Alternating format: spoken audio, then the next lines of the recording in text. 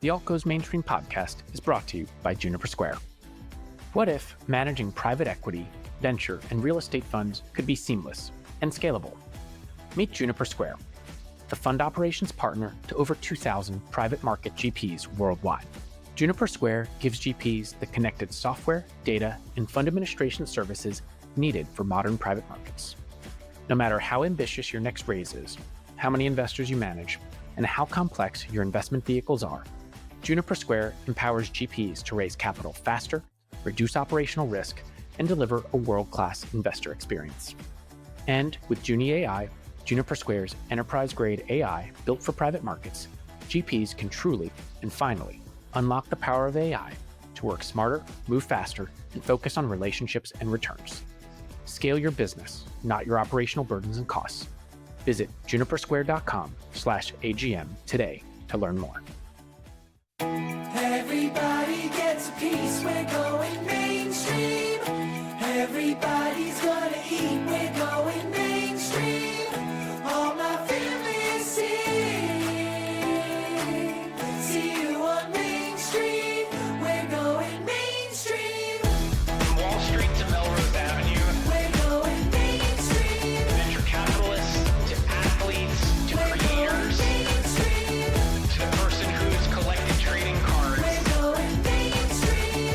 in a collision of culture and finance. We're going mainstream. Welcome back to the Alt Goes Mainstream podcast. Today's episode turns the table on one of the industry's leading podcasters and content creators to have him share his story and experiences as an asset allocator and content creator. We sat down with Ted Seides, the founder of industry-leading podcast and content platform Capital Allocators and former president and Co-CIO of Protégé Partners and an asset allocator at the Yale Endowment. Ted has had a tremendous career at the intersection of asset allocation and content, so it was fascinating to hear his perspectives on the state of the industry and how it's evolving from someone who talks with many of the industry's leading minds through his podcast, Capital Allocators. Ted and I had a fascinating conversation. We discussed stories and lessons learned from working with David Swenson at the Yale Endowment, what the Wealth Channel can learn from institutional investors, what Ted looked for in hedge funds and alternative asset managers when doing manager due diligence, Ted's bet with Buffett on hedge funds and why he's now doing a bet on private equity versus public equities, how alternative asset managers are evolving and the pros and cons of evergreen structures, and how Ted started Capital Allocators and why content is so critical to learning asset management and understanding how firms operate. Capital Allocators is one of my favorite podcast listens, and Ted always delivers high quality and thoughtful content, so it was an honor to have him on the show. Thanks, Ted, for sharing your expertise and wisdom on asset allocation and content, and for the service you provide to everyone in the industry through education and the creation of such high quality content for us to all consume. We hope you enjoy. We're going mainstream. Ted, welcome to the Alt Goes Mainstream podcast. Well, Michael, it's fun to be on the other side of the mic right after you are on Capital Allocators. It is. Two podcasters walk into a room. What happens? Well, I think that's actually very much selling your career short. You've built an amazing business at Capital Allocators, and I'm sure some know this, but others may not. You have been an allocator. Yale Endowment, and then with Protégé Partners, the hedge fund side, the hedge fund of funds. So you have a wealth of experience on the institutional allocator side. I'd love to start there because I think there's such a wealth of knowledge there and perspective that one is interesting from an institutional allocator perspective, but two, if we think about the world of institutional LPs and the Wealth Channel LPs kind of coming together a bit as the Wealth Channel adopts private markets more, I think there's a lot that the Wealth Channel can learn from institutional allocators. So would love to just hear your journey to where you are today. You got most of the highlights. I graduated from Yale in 92. My first job out of college was working for David Swenson at the Yale Endowment long before he wrote his book. He had been there for 7 years when I joined, and I worked with him for 5, covering mostly public equity, U.S., international managers. They had an internal bond portfolio that was Index Plus, and I ran that actually in 94, which was the year of big interest rate spikes. So it wasn't an interesting, to create an index fund wasn't that interesting, but it was an interesting time to do it. And just learned a tremendous amount from David and the team. What did you learn that's probably been most impactful on your career? There are several things. I mean, you could look at David the person, David the investor, David the leader, and there are things in each of those categories. As an investor, he approached the world from, he called it first principles, but think of it as basic economic principles rooted in research that would guide you to where you would go. So back then for Yale, that meant you had long dated assets and liabilities. You had pretty reasonable spending over time. You had to keep up with inflation and plus some. So that led to equity orientation. So he said equity orientation. He said, you want to be diversified. Back then, most people had U.S. stocks, if not U.S. stocks and some international stocks. And so there was what became known as the Yale model or the endowment model, this multi-asset class approach. But it was rooted in this idea of what are you trying to deliver? What's the best thing for Yale in particular? And then he had this extreme discipline that I think most great investors have. And what that discipline is guided towards can change based on the strategy. But to see that every day to someone before you knew anything else, right? I was right out of college. To learn these incredibly valuable lessons at a visceral level because you were there experiencing it was just an extraordinary investment education. That's so interesting when you think about the evolution of the endowment model on the institutional side. How do you think about how the wealth channel can look at the way institutional allocators have approached both public and private markets and take some lessons, maybe also not take some other lessons that they're solving for different needs in certain cases. But what do you think that the wealth channel can really learn from the institutional allocator mindset and specifically the endowment model? So David wrote a second book that most people that didn't get nearly the traction of the first book, and it was geared towards individuals. There are certain aspects of the model that can apply broadly. And I would think about that as what's the market giving you, and then what can you extract from the market? So the market's giving you beta. And if you're starting with stocks and bonds, there's a lot of different betas you can create to have better diversification, the free lunch of diversification over time. And that's kind of what he preached in this book. Like then it was early ETFs, and you could do a REIT ETF for your real estate, and you could do a bunch of different things. So you can learn certain disciplines like what that asset allocation framework is, rigorous rebalancing, things that just can add value over time at a low cost. And lots of people preach that. David did preach it for individuals. Warren Buffett clearly preaches it. The other part is what can you extract from the markets, or the alpha piece. And that's where it gets a little bit tricky because everyone thinks they're going to pick outperforming managers. By definition, everybody can't. It's not like Wobegon. When you get into the alt space, you have this wider dispersion of returns between the top quartile and the bottom quartile. And the median is usually does get the job done, maybe by a little bit. And I'm going to say like the median private equity fund probably does a little bit better than the market. The median hedge fund probably doesn't get you that much. The median real estate fund probably gets you some beta of real estate. It gets you there. The real juice is if you can get to the top quartile. And that's where you have this difference. In the institutional world, there's so much knowledge, experience, attention, resources deployed to try to get at who's better. And I'm not sure the wealth channel's caught up with that yet. So that brings up an interesting point, though, which is one of access. In some respects now, access is being unlocked, and some of the best performing managers and managers with the longest track records are now providing access. Now, they're doing it in different ways and depends on product construction and structure and all of those things. And past is not necessarily an indication of future performance. But do you think that now that access is being opened up, then that does change the equation a little bit for the wealth channel? Maybe they can get access to the same quality managers that an institution could, and maybe that does impact the point that you just made. So I think, just like David would say, you have to go back to first principles. And that starts with, who do you think will outperform? There are some, I would say, more luck than skill that the wealth channel is going to benefit from, which is that there is more persistence in, let's just say, private equity than in the public markets. And the large public alts managers who are the ones attacking the wealth channel, they're really good. Right? Like, you're not going to find a lot of people that don't know what they're doing at an Apollo or a Blackstone or a KKR. They have to battle size and scale. And size is always the enemy of performance. So you have that trade-off. One of the things, particularly in private equity, you can talk about private credit separately or any of the other categories, the public markets have been shrinking. The Wilshire 5000 now is like 3,000 companies, and 600 of them are biotech companies. The S&P 493 has not performed well. Mag 7 has. And there is this question, if you look at what's a properly diversified portfolio, of should you have access to all these other companies that are private? And I think the answer to that's yes, which would tell you that even if those large alt managers are just providing some form of beta and access to a large sort of portfolio of private companies, that could be a good thing for the portfolio. I think that's most of what the wealth channel today is going to get. Median, maybe median plus. Maybe you can get to top quartile with some of these funds, but at, $20, $25 billion private equity funds, it's hard to do that, particularly when they're buying businesses from the middle market and the lower middle market at premiums. And maybe those are the managers that are going to outperform because they still have that multiple pop when they get out. Where my mind goes when you talk about helping advisors in the wealth channel think about constructing a portfolio or accessing certain parts of private markets, do you think that there should be or will be a framework just like some of the institutional community adopted the endowment model? Do you think there will be a wealth model?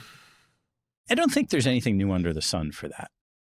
Most everything, if you look at it from a risk perspective, comes down to some stock bond risk. And depending on the person, is that a 60-40 risk or 70-30 or 50-50? Advisors are amazing at figuring that out for their clients. Then the question is, what do you put in to populate those? So I don't think it's the model that changes. It's just a question of the advisor community getting a little bit more sophisticated on what can get to the return needs that their clients have to meet their objectives over time. The other thing on alpha, and I want to talk about alpha and beta. I think it's interesting to deconstruct that in private markets. So on the alpha side, is alpha really going to come from, in private markets, manager selection, particularly at the smaller, more niche manager category? Well, let's define alpha as outperforming everybody else. So better than the median return. It can come from lots of places, right? It can come from the deals that a private equity firm selects. Is that certain sectors they focus on that end up being better places to be, like software has been for a long time? Is it, hey, you don't want to pick software because AI is going to disrupt software in the future? Don't know, right? So it could be that. It could be the management team. The private equity, they pick a management team, they have control. Can that CEO deliver better than the next one? And then on the other side, for the allocator, it's, are they picking the better manager who's driving returns through one of those two things? And ultimately, the drivers of private equity return are financial leverage, operating improvements, and what happens with the multiple entry and exit. So you can simplify it to a couple of factors. And any one of those, if you're better than the average, you can drive a so-called alpha. So you talk about better than the average. You talk about private equity. You recently talked about you've done a bet before, hedge funds versus the S&P when you were an allocator in the hedge fund world. You're now thinking about a similar bet, but with private equity. Talk us through that and what is your thought process behind that bet? Yeah. So we'll leave aside the old one that I made with Warren Buffett a long time ago. That was hedge funds against the market. And I had a dog in the fight then. I was managing hedge fund portfolios. I don't have a dog in this fight.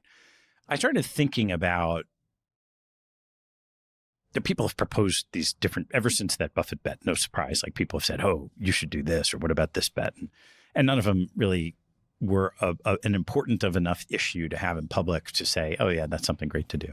But this one's super interesting, particularly as the wealth channel starts to embrace these alternative assets, which is, it's not a perfect comparison, but like, will private equity over time beat the market? And there's a pretty simple trade-off at a high level, which is you can access the market at much lower cost. So private equity has to make up for the fees. If you constructed it similarly, so let's say it's like US buyouts, and private equity could be venture capital, it could be a lot of things. But if it's US buyouts, you actually have roughly similar economic exposures. Largest sector of US buyouts is software, Mag 7 is software, and so on. So it's not anywhere near identical, but similar economic drivers, similar return drivers. So it's actually a reasonable comparison of the underlying businesses. And then the real question is, can you make up for the fees? So how would you do that? One is leverage. So there's more leverage in private equity. That benefits private equity. Generally speaking, private equity is smaller companies. Over long periods of time, small outperforms large, though it hasn't for a long time. Private equity has control. There's illiquidity premium in theory. Maybe there is, maybe there isn't today. So there's a bunch of different factors that would tell you maybe structurally private equity is better and has been, but fees are high. And can you make up enough of it? So I just kind of put that out there to say, this would be an interesting bet. Now, it's hard to measure. There's a lot of factors. I don't know what will happen, but after a day since this came out, there's a lot of interest. And so I think maybe something will come of it. If you had to take one side of the bet, which side would you take? So I wrote in this piece that I think the chances of private equity average, so the median private equity outperforming S&P is 40%. You can measure out, based on today's interest rates, today's credit spreads, how much you think you'd benefit from leverage based on some return. You can look at the historical small cap effect, and those together will make up about 80% of the gap of fees. So that means the average private equity manager has to deliver 100 or 200 basis points a year to break even. That's not what people sign up for. What people are signing up for is top quartile. And if you get to top quartile, I would definitely bet on the top quartile private equity manager over the median or over the S&P. But the median's a tougher comparison. Do you think top quartile will remain the same as it has in the past? And if I peel back the layer on that question a bit more, what I'm getting at is I think we're seeing to some extent this bifurcation in the market. There's a number of scaled firms who are becoming very big. Scale can actually be an advantage at times, I think. At times, being smaller can be an advantage, as you discussed a bit in terms of like lower middle market. You can buy at lower multiples. Do you think that top quartile performers will look like a certain flavor and the firms that have done it in the past will likely persist and continue to be top performers going forward? I don't think like large becomes top quartile, small becomes top quartile. What you've seen historically in private equity is that over longer periods of time, there has been persistence of who's generally in the top quartile. And you have to go fund by fund, obviously. And then there'll be a slip. So if you're generally a top quartile manager, you're top quartile, up, now you're in the second or third for one fund, and then you kind of go back. The large alts managers have all effectively, and part of the reason they're able to grow and command assets is because they have delivered for a long time. So that bias probably, I think if you looked at managers, has always been there. But it's also, today you'd look at that and say, well, that's survivorship bias, right? The ones who have made it because they've outperformed. Does that tell you they're going to continue to outperform? There's a lot of structural advantages in continuity from one fund to the next. So I don't think it's any different, meaning that the ones who historically have delivered, whether they're large or mid-sized or smaller, probably on average will continue to more than others. But there's always movement. You mentioned S&P 500. You mentioned the Russell 5000. Public markets are shrinking and private markets are becoming a much more investable universe. How much, as you thought about your bet and just as you think about private equity, both in general and intellectually, is it going to be about diversification too? Not just, now again, to your point, I agree, returns have to be there and they have to outperform, particularly if the fees are higher. But how much of it is also about diversification? It's very different than 20 years ago. I think most of it today is about diversification. It used to be the case that you only participated in these alt strategies for alpha. I mean, good to have a little different beta, but boy, is it easy to get in the public markets. And it's liquid and you can change your mind. And the beta, even private equity, is not that much different. Now that there's so much scale, and particularly at the company level, there are very few executives who seek to be public companies, right? It used to be, hey, this was a prestigious thing. You go to the country club, you tell them you're a public company, you get into the next club. And now it's probably better if you're private equity owned. Nobody wants to be a public company. There's a lot that would have to change at the regulatory level to make companies want to be public. I don't know how that's going to happen anytime soon, given the scrutiny quarter to quarter, all that kind of stuff. So it does feel more and more like getting sufficient access to private markets helps fill out a broadly diversified portfolio. Like, it's not clear that you can get the globally diversified portfolio of assets just in the public markets the way you definitely could 25 years ago. I think the other interesting thing there, and this is a good segue to your career in the hedge fund world, evaluating managers, investing in managers, and you've seen the arc of the hedge fund industry as well. What do you think the private equity industry can learn from the evolution of the hedge fund industry? There are a lot of parallels structurally, what's happening right now in private equity in particular compared to hedge funds, say, 15 years ago. And most notably, there was a movement when hedge funds started creating RIC products so they could deliver 1099 instead of a K1, and the wealth channel was going to adopt hedge funds. Ultimately, you need to deliver performance. And right around the time that started happening for hedge funds, and I think it's different in private equity today, the hedge fund products were pretty watered down. And the hedge fund managers saw that they were capacity constrained. They didn't want to give their best stuff. So, we'll give you the long book and we'll, hedge a little bit and it'll be fine. And that product just didn't work that well.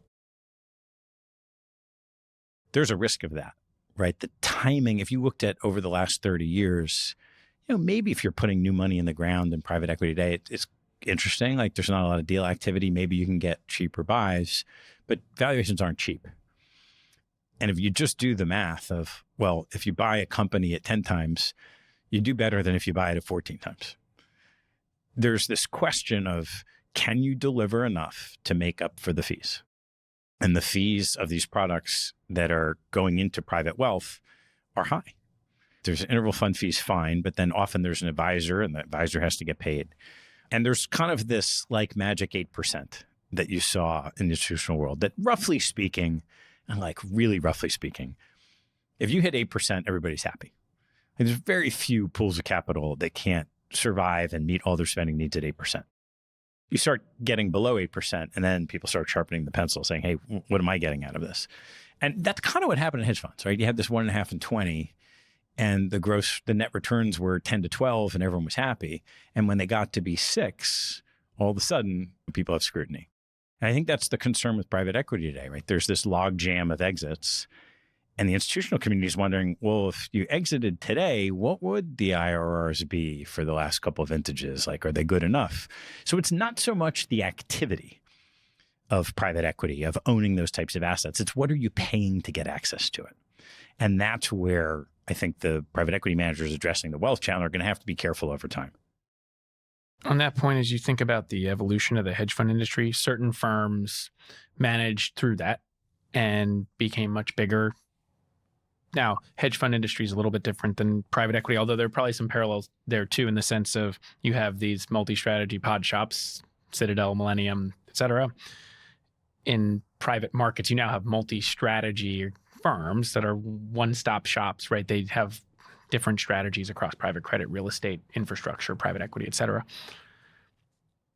What do you think the private equity or alternative asset managers can learn from the hedge funds that successfully managed through that period and built their business into these large platforms? Well, I think the ones that are large are already seeing it, right? It doesn't matter if it's the hedge fund industry or beverages. Every industry as it matures gets concentrated into winners and then some losers and then specialists that have a place but are smaller. We saw that in hedge funds.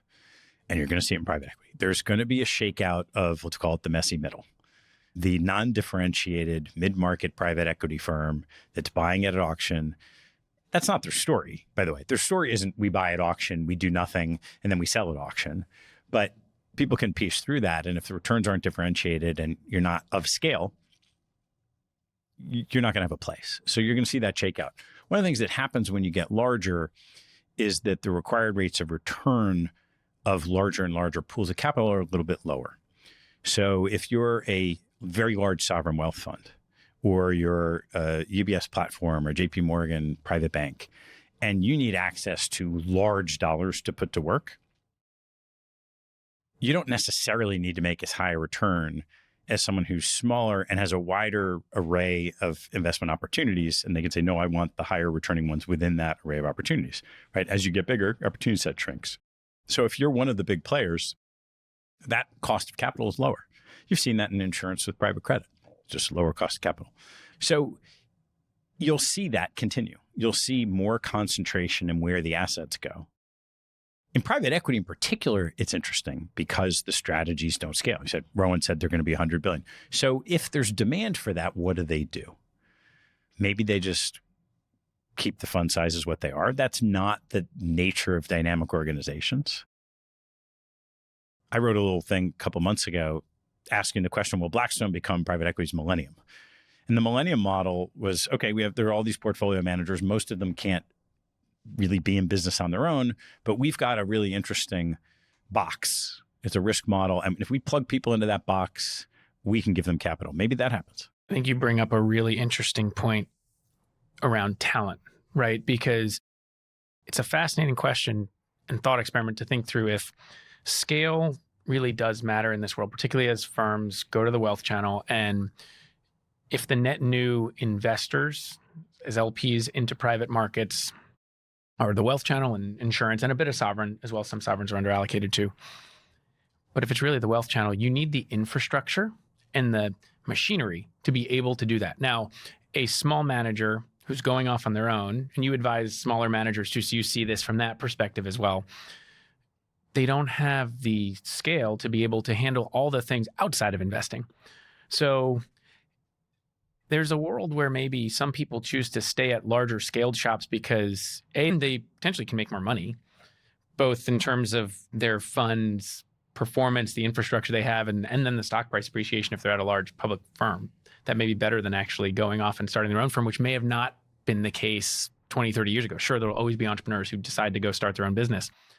But then if some of these dynamics are happening in the industry, what does happen to the talent? And do you think this is a world now in private markets where the way in which talent migrates is different than maybe it was 20 years ago?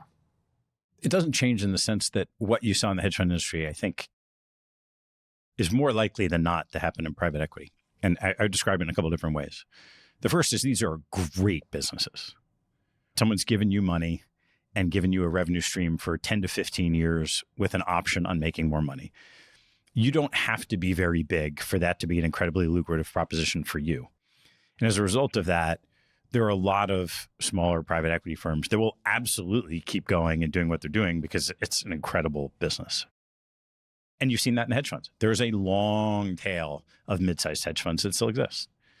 I'd be very surprised if you don't see one of the larger private equity players try to grow through acquiring teams. They are long capital and short, call it origination or deal-making capability relative to the capital they could command. So it does make sense that if they can find talent and pay them as much or more as that person would be on their own, that they could fold them in. There are different challenges with it. Millennium or Citadel has a certain box and they could put someone in a risk construct. And you could say, well, private equity has different deal teams. I was like, well, they do. But you could have the mega cap deal team and the large cap deal team and the mid cap deal team in the same sector. So I'd be very surprised if one of the big players doesn't try to do that over the next 5 years. I think there's another interesting thread in here, and this gets to your hedge fund background, but understanding and evaluating investment culture. I think that's so core to really navigating private markets well. I'd love to discuss how you think about evaluating investment culture and understanding a manager, a firm, how they think about things. So much of it is qualitative that it's hard to put your thumb on it. But, to the extent that's art, there's a big part of it that's science. And it starts, I would say, going back to my time with David with first principles. What is the investment philosophy of this organization? That will eliminate about 60% of all organizations who actually don't have a very clearly defined philosophy of how they think about what works in their markets. How do you best discern that? Ask. What do you ask? What do you believe? There are different ways of saying, why does this work? What is it that you think works that leads to how you go about investing? And there are some examples that are totally obvious. Like Apollo says over and over, price matters. Price matters. Oh, they're value investors. They believe that if you buy something cheaply and fix it up, that works. Now, there are software investors that believe software is going to grow. You have to have your beliefs align with theirs. But there are a lot of organizations that just go out and do deals and they believe they can create value. Okay, great. How do you create value? What are those very specific levers? What's the plan for you doing it? So then you're marrying what they say the philosophy is with the strategy and then using all the examples to figure out the implementation. And what you're looking for is something that very perfectly aligns. I'm kind of going to get to Ted GPT by asking this question. I think you have something on your platform that is Ted GPT. I'm asking this in a different sense, but I think it applies, which is when you were an allocator at Protégé, did you have a certain set of questions that you would ask every manager? No. Why not? Because asking a number of fund managers the same question, would you have been able to discern different answers, or was it just through the course of conversation you could tell the differences and that was a learned practice? I see what you're saying. So I look at it a little bit differently. In order to underwrite a manager, there's a lot of information you need, and that information might be the same. So you could have the same outline of what you're looking for. And we did. We had a very long memo that had an outline, and until you could fill in all the boxes of the outline, you weren't ready to know if you wanted to make a decision. The specific question you would ask to get to that outline could easily change. No different from when we're doing a podcast together, whoever's on which side of the mic, you have a pretty good sense of what you want to cover, but you don't have like this specific question. If you did, could you put it into an LLM and learn something from it? I imagine you could. But that's where the allocation side of investing is the most human of all investing. You are making judgments about people. You want to know what they say their strategy is, and you have to get through that. But ultimately, you're making an investment in a person. Do you think that aspect of understanding and evaluating people will change with the advent of AI and technology being applied to diligence processes? Everything will change some. I think what goes into the diligence process will change. There are aspects of the diligence process that will get automated. It'll be a long time, unless you're a quant manager, before the ultimate decision gets made by an LLM. When you're evaluating people, yes, to some extent, edge is not just about the people, but in some respects it is. How do you look for edge, and how would you define edge? Michael Mauboussin uses a great acronym, at least in the public markets, BAIT, B-A-I-T, to say edge can be behavioral, analytical, informational, or technical. Behavioral means, look, markets are rough. Are you resilient? Are you consistent? Are you emotional? Which, again, afflicts someone in the public markets where there's decisions all the time more than the private markets. Analytical is, do you have a better ability to process what's out there than everybody else? The data sets that people have been in private equity business for decades have is a big advantage to someone who's new in the business. Informational is, do you have more information than other people? Same kind of thing, right? Like the information is, do you have it? The analytical is, can you process it better? Technical is more of a public markets thing. But is there something you're taking advantage of in the markets? Or therefore sellers? You get that in private markets too. Those are the different types of edges.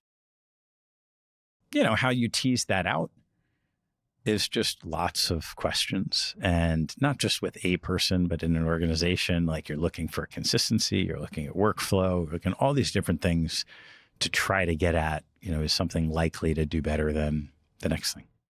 Was there ever an investment decision you made in evaluating a manager that was the most impactful on how you then thought about allocating and evaluating managers in the future? There are several in very different categories. I'll pick out one or two. The biggest mistake I felt I ever made, so I'll take credit for the mistake, was there was a period of time at Protégé where we were raising a lot of money fast. And part of our business was seeding new managers. And we had a certain amount of our capital that we were supposed to go into seeding new managers. There was a manager that we seeded that didn't do particularly well, which was fine. But I felt after the fact that we didn't have time to do the work. And we would not have ended up backing that manager if we had. That was a mistake I never made again. But it was impactful because you don't think that's ever going to happen to you. Like, you take pride in doing your homework, but there are pressures that come at different points in time. So not acting too quickly was a good example of that. So I'll tie that to something else you said recently, which is, so not acting too quickly. In the moment, that can be hard, but then I think we're always reminded that there's always other investment opportunities out there. There will always be opportunities that come along. You also said recently that today is the hardest time to invest. Yeah. What do you mean by that? So one of my favorite self-made cliches in investing is the hardest day to invest is always today. Throughout my career, you could look back at different points in time and say, wow, I'll tell you, the number of people who said they bought the market or bought credit in 2009 is far higher than the ones who actually did. We all suffer from revisionist history. It's just part of, you listen to Annie Duke's thought processes on decision-making, like it's a behavioral bias. We have a course, 2 courses, one for IRMBD and one for allocators called Capital Allocators University. And I have a slide that says the hardest day to invest is always today. And we've taught this course for the last 5 years. Every single time I've given the slide, I've had a different set of factors for why today was the hardest, and everybody nods. And the next year, there's a different set of factors. And the next year, there's a different set of factors. So investing is hard. You could look back. Like, I could look back at my time at Yale and say, boy, investing in hedge funds was so easy. I mean, you could invest in a diversified group of mergers, doing merger arbitrage, and make 14% net with very little risk. The hard part was knowing that existed. And if you did know it existed, getting an investment committee on board with allowing you to do something that was very different from what other people were doing.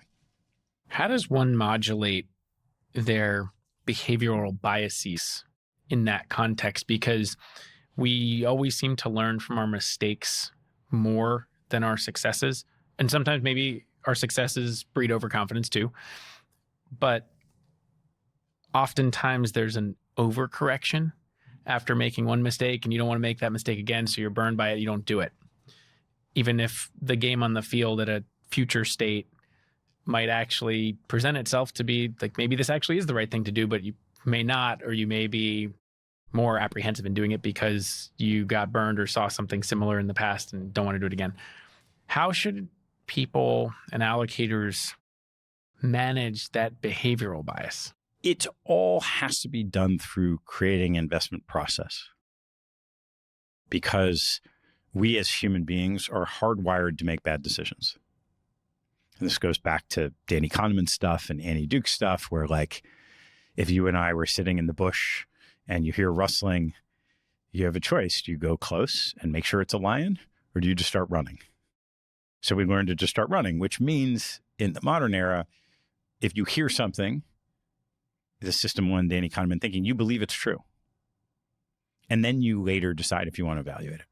And that's not great. Like, that means we're influenced by other people's opinions. It leads to all these other behavioral biases. And so, like, one of the more recent trends, and you could say the allocator community is true of managers too, is understanding when you're in a group of people, what's the best way to make a decision? How do you get all of the information available at the time on board so whoever's making the decision has everything at their disposal? And there are things like the ultimate decision maker should speak last, because if they speak first, everyone wants their bonus.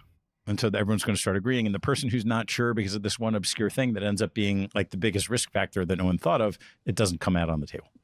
And you can do things like pre-mortem analysis that helps doing that. So there's a lot of tools that help. You have to keep in mind, we're still humans and we're still hardwired to get it wrong. But the way people get better at those decision processes is to write things down and learn from those decision processes and then try to get better over time. How do you think the current world of now people can use AI and people can leverage that? Some will leverage it only after spending time doing their own work and having independent thought and then using it to augment that. But others might just use it instead. How do you think that will change how allocators do things or think about it? And do you worry about AI actually having a negative impact on people's decision making around investing? It's like anything else. It's a tool that is amazing and can make things efficient. Some people use it well. Some people use it poorly. The ones who do it well will accelerate their ability to make decisions even more. The ones who use it poorly will make mistakes they shouldn't have made because they're relying too much on just what a model's telling them. So I think that in all aspects of business and all aspects of life, AI is changing what we can do. And none of us know where it's headed. And it's the same thing is true in the investment world. Most of what you've seen so far is people using AI to more efficiently process information. So if you're an allocator, can you take all of the letters that a manager has written for you for 10 years, dump it in a model, and have the model help you understand what did they say 3 years ago? That helps you get information. What do you do with that? Do you say, oh, they were a liar, I'm firing them? Or do you ask them questions? But it's not at the decision-making point yet. The other thing in there that you just talked about and referenced in your prior comments were around content and how that impacts behavior. Be remiss if we didn't talk about the content business you've built. I'll first ask about content in the context of there's now so much content. How should allocators and investors navigate all of that? Well, they should only listen to your podcast and mine. That's pretty straightforward. That's not. There is, like anything else, a glut of content, and people have to decide what creates value for them. And so that can be totally individualized. Is it entertainment content? Is it things that's going to help the investment process? And it just depends. Capital Allocators is very tied to the institutional investing community, interviewing mostly allocators and managers. And I hear a lot that allocators don't go into a meeting with a manager without having checked, hey, has there been an interview? Because it just speeds up the process. If you can have a full hour of somebody asking hopefully reasonably good questions to get to the heart of what someone's doing, you can then spend your time getting into the next level, getting into the next layer faster. But I don't, how do you navigate everything that's out there any easier than anybody else? I have no idea. I think you bring up a really important point around content being so core to managers being able to tell a story. It's connected to the capital raising process, right? It's a chance for them to share who they are and for people to hear that in long form, which is really impactful for both sides. When you started Capital Allocators, what was your reason for starting it and what was your goal? I tell people that this podcast found me. I didn't find the podcast. There was no reason to think that you're going to have a conversation, share it for free, that could turn into anything like that, a business, or it just doesn't make any sense. At the time, I had left Protégé, hadn't figured out what my next big thing was going to be. I was on Invest Like the Best, one of the early guests from having written my first book on hedge funds. And it kind of demystified the experience. It's like, two people talking in front of a microphone. Patrick's amazing. I was like, oh, that was fun. And I woke up one day and said, it'd be fun to run around and talk to my old friends that I haven't had a chance to catch up with. And that was it. There wasn't a thought process of what is this, where it's going. Most of my friends are like, are you kidding me? You can't possibly do this. You're going to have to do this every week. I was like, well, I used to have, 400 or 500 managers interviews a year, and now I have one a week. I actually think it's pretty easy. So there was no plan. It was just, hey, this is a fun way to use some of my time while I was figuring out what I was going to do next. And there were times where I thought to myself, well, if this were the thing I was doing, that would be really fun, because I loved it. I loved every bit of it. And over the years, it became that. On that point, and then we'll get to when the light bulb turned on for you as, okay, this is a business and how you've since built it out. But on the point of talking to many managers and your friends, and now that you have done this for quite some time, how do you think it has helped you as an investor, or would help you if you were a full-time professional allocator again? If I had the time, which I don't, to do anything like investment professionally, there's a tremendous amount. I'd say that the biggest aspect is how I've learned to ask questions and glean information from people. And I look back at how I did that in all the years as an allocator, and I never had a feedback loop. I never came out of a meeting with a manager and said, how did I do?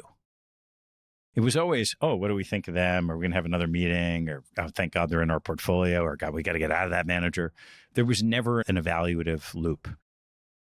And the podcast, especially initially, and it was just me, it forces you because you have to edit the podcast. You have to listen to yourself ask questions and realize, wow, like, how did I miss that question? Or what was I, why, and you start to pick up mistakes you make and be able to improve.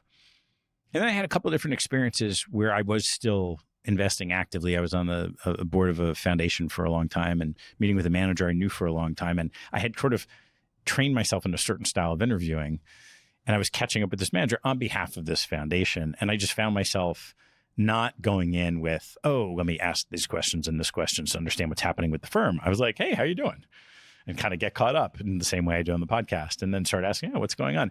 And I learned more about that manager who I'd known for probably 20 years before that in that one meeting than I had in all the times that professionally I had interviewed him in the past. And so that would probably be the biggest thing of where I in the seat, just how I approached getting information from managers and trying to learn in the process of making good investment decisions is totally different than it would have been back then.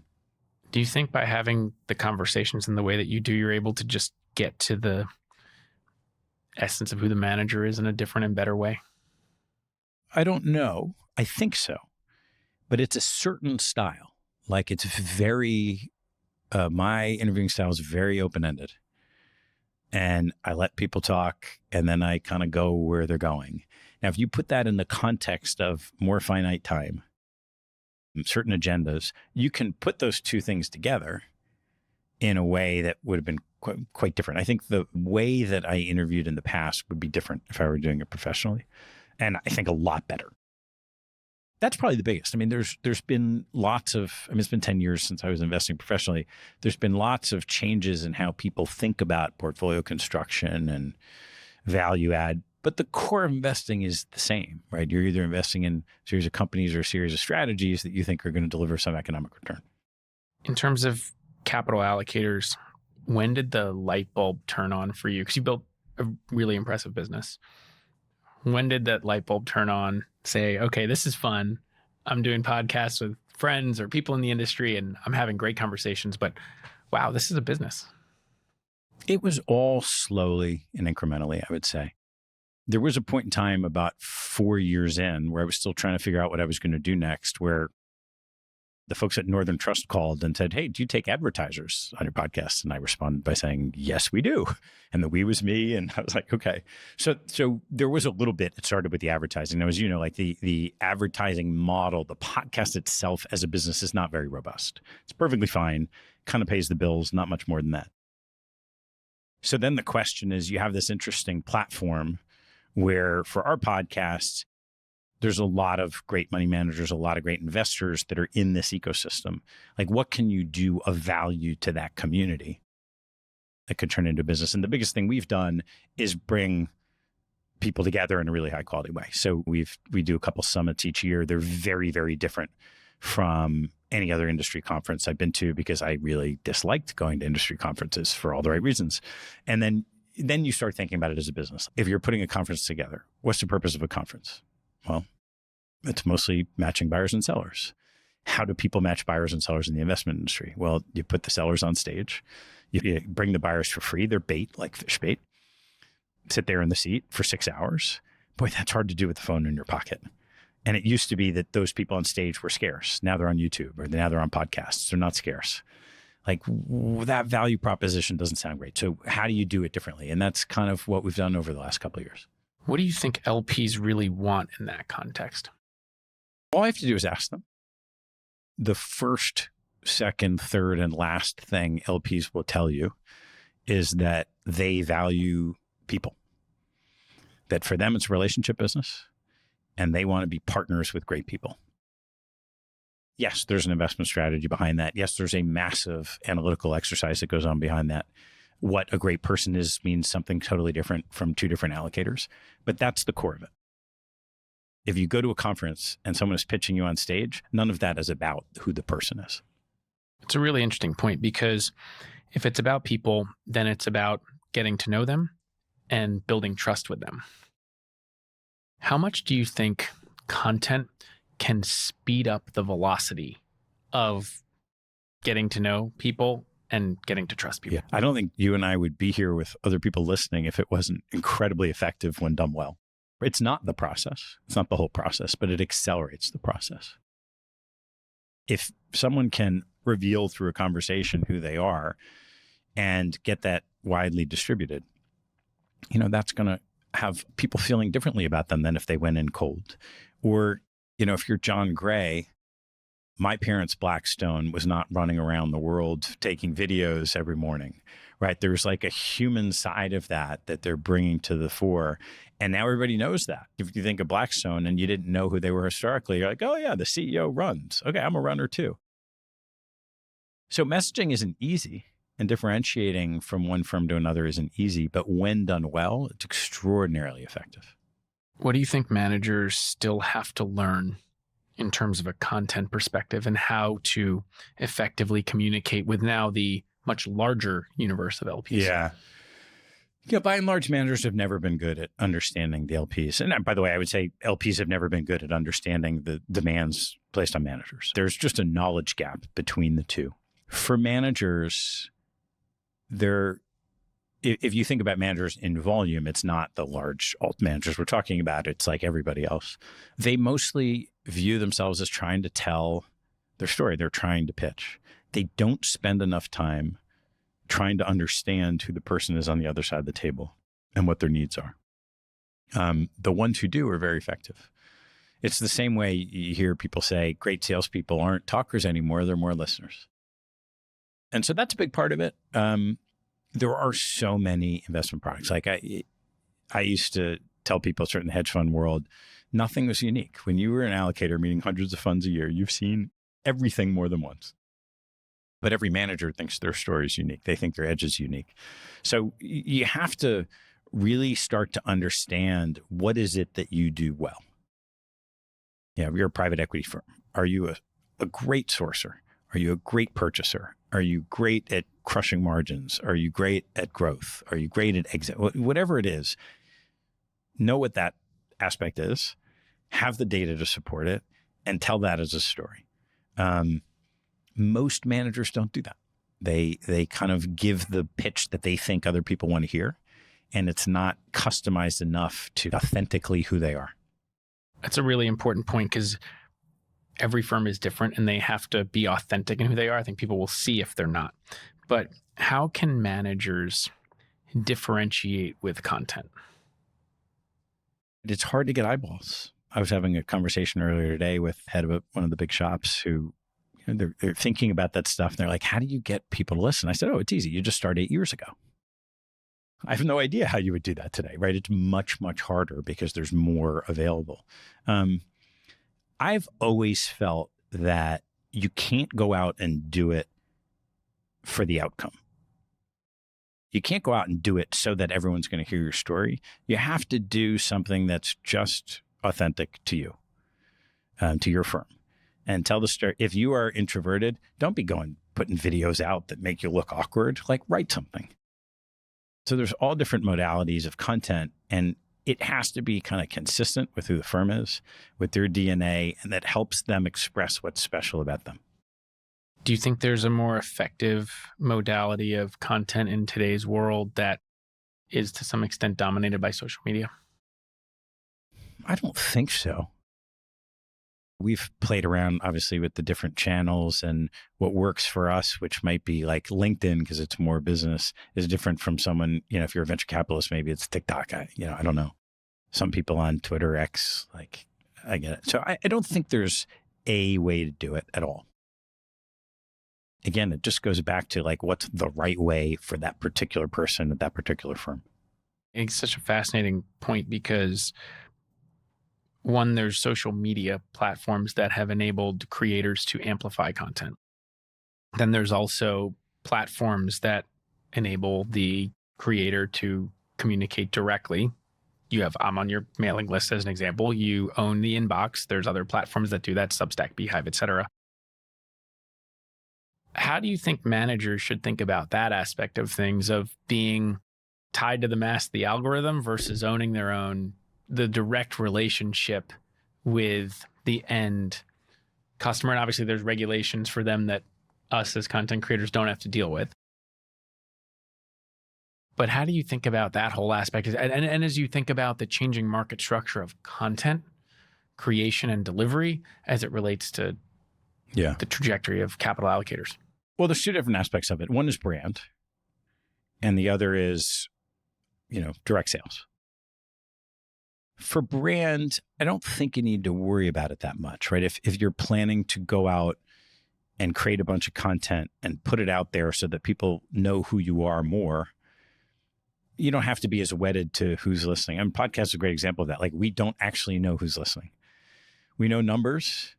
You get some demographic metrics, but there's no mailing list that Apple, who doesn't share their data, will tell you and say, oh, here are your people, right? So you have to create a mailing list and do something else with it. That's different from you're trying to turn that into something that you can implement and grow, which then does tie to, is it a mailing list? Is it something where ultimately you do want to own some piece of understanding who the audience is? And, for what we've done, it's a little bit of both. There's a mailing list, and it's mostly just curated content that we share. And there we do know who the people are, and that grows over time. And then there's a lot that the audience of the podcast is much bigger than that. And I don't know who the people are, but you get lots of anecdotes over time. And so, they're out there. Instead of the audience, I'll ask this to you. I'm sure the audience they have plenty of podcasts to listen to, as I have. But for you, is there a podcast or a conversation you've had on Capital Allocators that has brought out the most interesting insight or learning for you? There's definitely not one. I've done 500 of them. I have probably 490 children, and I'm not going to say who the other 10 were. I could put it in a couple of different categories. There are certain guests I've had where the way they think about investing just kind of opens your aperture. So I'll give you, one example. Earlier this year, I had Ed Greffenstedt, who's the CIO of the Dietrich Foundation. And I'll just tell you one thing, and you'll say, wait, that's possible? 90% in privates, like half of that's in venture, like as much as 20 or 30% in China. Like, wait, what? Like, that's even possible? Just opens your aperture. Now, he happens to be a brilliant guy and has incredible stories on top of that. So there are always things that you'll hear that are very different, have been effective, that open you up to what's possible on the investment side. And then I think I try to keep it pretty focused on our niche, but I do have guests from outside the industry that I think can help people in the industry get better. And those have been people around storytelling. There's a guy named Don Miller with StoryBrand, or like Annie Duke with all of her decision-making stuff. There have been some leadership experts, somebody like a Randall Stutman or Matt Spielman I've had on the show. And I learned the most from that because they're coming in from a different field. And so, but there isn't one that I could point to and say, boy, that was the one. That's fair enough, because you have so many children that there's, and probably you learn something from every conversation you have. I think that's the fascinating part about this. I always like to end by asking everyone what their favorite or most interesting private markets investment is. I think you have such an interesting perspective. You've been an allocator professionally, but now you talk to so many people. You're involved with a number of firms, and you have such an interesting purview on the market. I'll ask this question in the context of going forward. What do you think is the most interesting investment opportunity in private markets today? Those are all different questions. My favorite in the investment. So I don't view myself anymore as a professional investor. And the biggest difference is, first of all, I don't have time to do real diligence, and I'm lazy with that. But I also only invest in things where there's a relationship component to it for me. Maybe that means I think I can help them with what they're doing, or it's just fun for me to do that. So, there are some examples within that of, for what I know, asset management, fintech businesses. There are people doing things that are interesting, that are addressing the private market world. There's an AI business called Thema in London that I have a small investment in that's kind of categorizing every private company into, it's amazing. Like, they're doing AI before AI. I'm an investor in iConnections, which was an initial phone call during COVID from Ron Biscardi and has turned into the largest cap intro event in the world. And they're Ron and their team have done a remarkable job. But that's a bringing together business. So the things that I tend to do directly are more ones where I can have some impact because of the ecosystem I'm around. In terms of broader, like what makes for the best opportunities, I mean, I don't know. How do you not pay attention to AI and everything that could happen? And there are a lot of parallels with the internet 25 years ago in terms of nobody knows what's going to happen. There are certain models back then, like it wouldn't have been that hard to say, yeah, you could disrupt the retail supply chain. And nobody knew what Amazon was going to become. And then there are things like streaming. Like I don't think anybody thought when the internet came out, the cable was good, old school cable was going to, and I think you'll see the same thing with AI. There are some linear things about processing that will become megas. What's interesting is how highly they're all valued today already before they've generated cash flows, which we saw on the internet, and then it crashed, and then it all came back. That brings up an interesting point, which is just perspective and duration, I'd imagine too, which is the internet was going to be a massive sea change to the way that the world worked. That would make it incredibly valuable. But in the short term, that meant some people made money, some people didn't on certain things. But it didn't mean that the internet wasn't going to be massively impactful. It feels like AI is the same and maybe even at orders of magnitude larger because of how many people it could affect.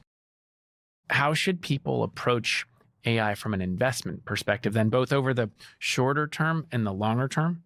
Are there parts of the AI value chain that you believe in more? So like foundational models versus application layer as an example? I'm not close enough to the technology to have any differentiated insight. So what I've done throughout my career is try to partner with people who I think are the best at what they do. And I've done that a little bit in AI. So one of the managers I'm close to, a guy named Gavin Baker at Protégé, and Gavin in partnership with Valor recently raised an AI fund.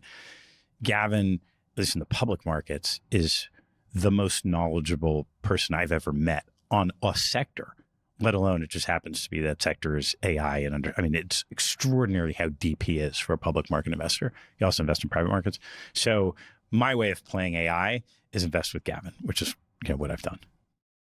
Look, I think you said it before. So much of investing and so much of private markets is about people.